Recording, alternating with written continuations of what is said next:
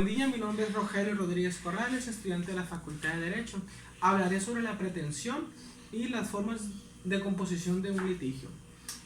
La pretensión se puede entender en el diccionario como la solicitud de obtener una cosa que se desea. En lo que es el sistema procesal, la pretensión la podemos entender como la citación o lo que incita a dos personas en un litigio, ya que la pretensión es muy importante para poderle dar inicio a un litigio. En la pretensión contamos con sujetos. Los sujetos principales de la pretensión serían, por un lado, lo que es el actor, el cual es el que demanda y ejerce su pretensión, y por otro lado contamos con lo que es el demandado, el cual opone una resistencia hacia la pretensión de la otra persona. Como tercera parte contamos con un órgano jurisdiccional, el cual es presentado ya sea por un juez o un magistrado, dependiendo la instancia. La pretensión se encuentra establecida en el artículo 34 del sistema procesal civil. En el Código Procesal Civil, ahí lo vamos a encontrar establecido, con lo que igual la que nos dice que el desistimiento de la causa de la pretensión da extinción a esta. En lo que viene siendo el litigio, comenta el señor Carnelute, dice que la pretensión de uno es en contra de la resistencia de otro individuo.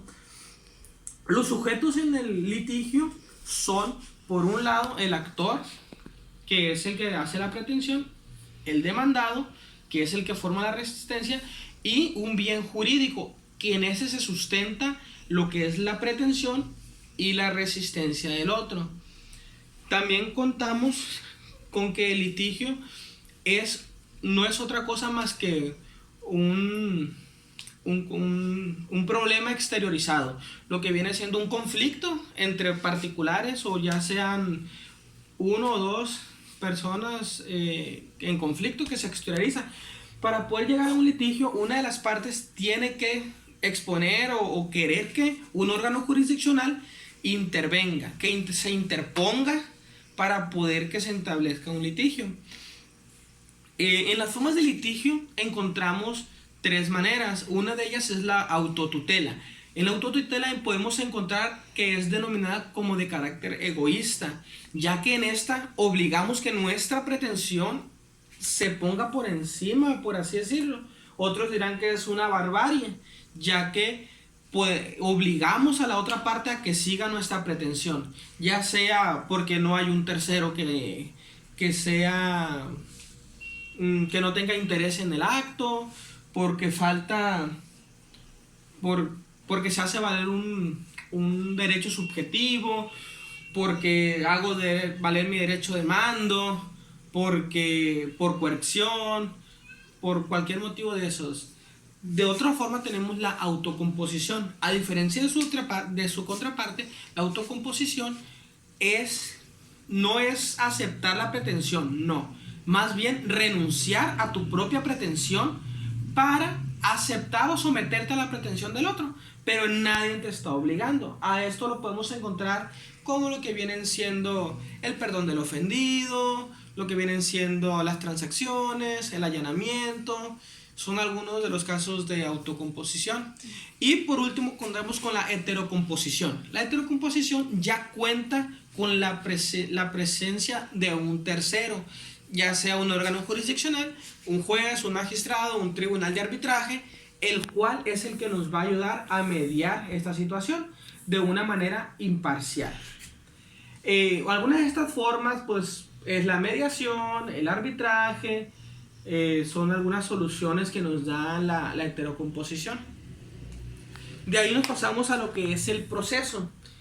El proceso en sí es una suma de actos, ya sean formales, las cuales nos llevan a toda la composición en un litigio.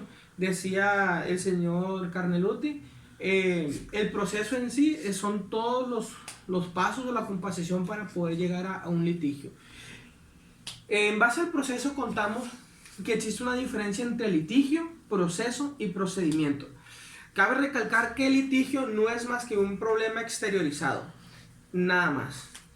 Esto nos da lugar a lo que viene siendo un procedimiento. El procedimiento son todos aquellos pasos a seguir para poder dar una solución real a un problema, ya que son diferentes pasos a seguir. Lo que viene siendo ese conjunto y lo que es el problema y litigio nos da lo que es un proceso en general. En sí, como os diría, se inicia lo que es un litigio con una demanda. El litigio nos da lugar a la entrada del proceso y el proceso a su vez nos da a un procedimiento. Entonces ese sería como que el sistema de diferencia entre litigio, proceso y procedimiento. De ahí contamos con que el proceso debe de ser de manera libre, ya que, digo, de manera pública, ya que es de manera de supra a subordinación, ya que es de mayor a menor importancia, en donde el Estado está por encima de los gobernados. Se considera que el proceso debe ser de manera, pues debe ir fluyendo de manera constante, ya que son diferentes pasos a seguir en el proceso. Se debe garantizar de que será un proceso donde ambas partes sean juzgadas en igualdad de condiciones, donde no exista la preferencia del juez o el magistrado hacia ninguna de las partes también, ya que ante la ley todos son iguales, todos los gobernados somos iguales. Otro de los puntos importantes de las partes importantes son los sujetos del proceso, en los cuales entraría el Estado con un órgano jurisdiccional. En estos entrarían las personas que hayan vida, como son los jueces y los magistrados. Por otro lado, es el actor, que es quien entabla su derecho, es decir, su pretensión. Y por otro lado, contamos con el demandado, el cual es el que opone una resistencia. Contamos con las formas de extinción también. Contamos con dos formas de extinción, de manera normal o de manera anormal. De manera normal contamos con una sentencia definitiva, mientras que de manera anormal contamos con... En estas entraría lo que viene siendo por conciliación, por la reconciliación de los cónyuges, por muerte, por allanamiento en la demanda, diferentes factores que llevarían a lo que es la finalización del proceso. Contamos también que el proceso debe de ser... También contamos con el proceso como contrato. Realmente esa cuestión ha sido muy cuestionada, ya que jamás podría verse un contrato, el proceso como un contrato, ya que no es una relación de voluntades como es un contrato, sino que tiene que ser apegado a ley y a ordenamientos. Entonces, por ende, no se puede ver como un contrato. Encontramos también que hay gente que lo percibe como un cuasi contrato, lo cual, haciendo referencia al punto anterior, jamás podría verse como un casi. Si no es un contrato, menos va a ser un casi contrato, por lo mismo de que no existen las voluntades de las partes, ya que existe un de supra-subordinación. Entonces el Estado, apegado a ley, pues él decide, ¿verdad? Y no puede modificarse a la voluntad de las partes.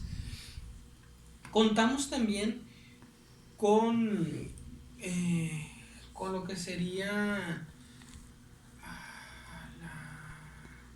El proceso también lo podemos ver por oficiosidad y disponibilidad. Cuando impera la oficiosidad, el juez puede actuar aún sin que las partes decidan en el juicio.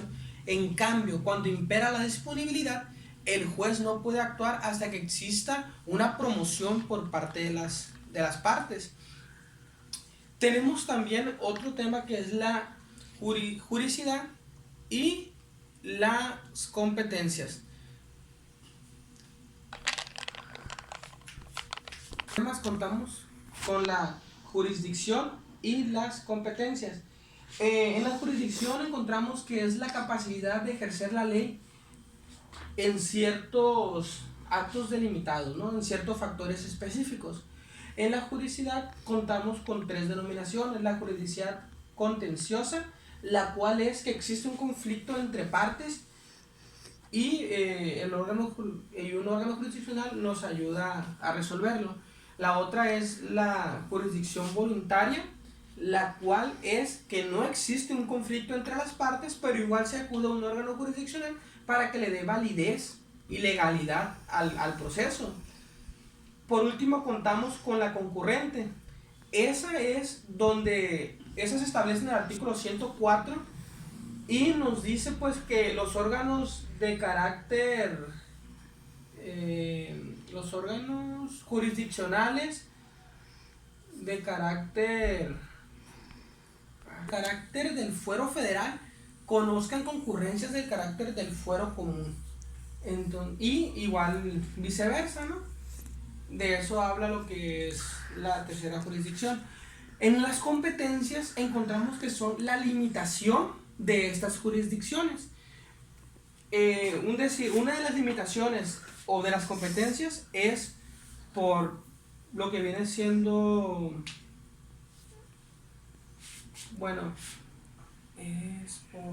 Contamos que estas competencias, una de ellas sería por territorio, la cual nos marca en el área geográfica en el cual esa jurisdicción es aceptable en los casos concretos o casos específicos.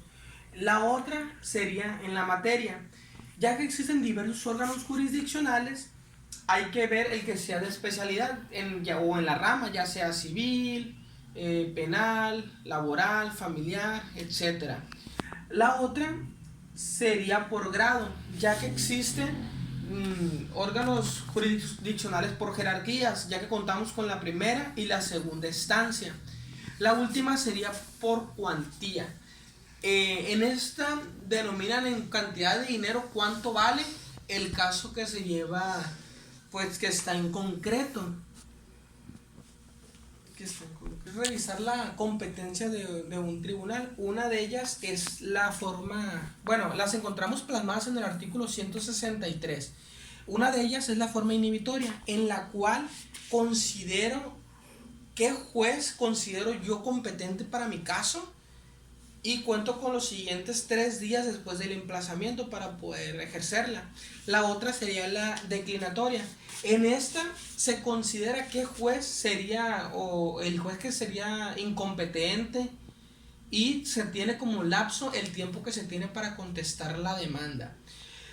También tenemos que los jueces, pues al ser personas como todos, pueden tener ciertas excusas, las cuales las encontramos en el artículo 170 de dicho ordenamiento jurídico, las cuales vienen con las excusas para poder que el juez, magistrado, se pueda amparar para no llevar un caso.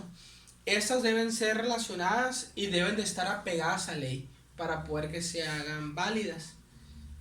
En sí, eso sería todo.